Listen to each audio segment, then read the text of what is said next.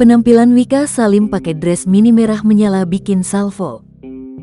Wika Salim baru-baru ini membuat netizen salah fokus alias salvo. Mengenakan dress mini warna merah, sang penyanyi pun mencuri perhatian. Diketahui, Wika Salim memang kerap terlihat tampil berani mengenakan berbagai busana yang tampak agak terbuka. Baru-baru ini, gaya manggung sang pedangdut kembali menjadi bahan perbincangan netizen. Lewat akun Instagram pribadinya, wanita cantik ini membagikan foto manggungnya saat mengisi sebuah acara di Pulau Dewata, Bali.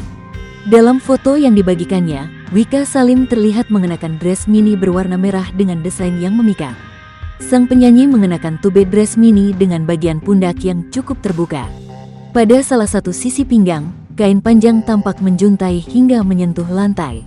Terdapat pula tambahan motif bunga-bunga 3D yang mempercantik bagian pinggang dari dress Wika Salim. Kemudian, penampilannya juga semakin meriah dengan berbagai perhiasan seperti gelang dan anting panjang kemasan pada telinganya. Potret menawan Wika Salim dalam balutan dress merah menyala sukses mengundang komentar dari para netizen.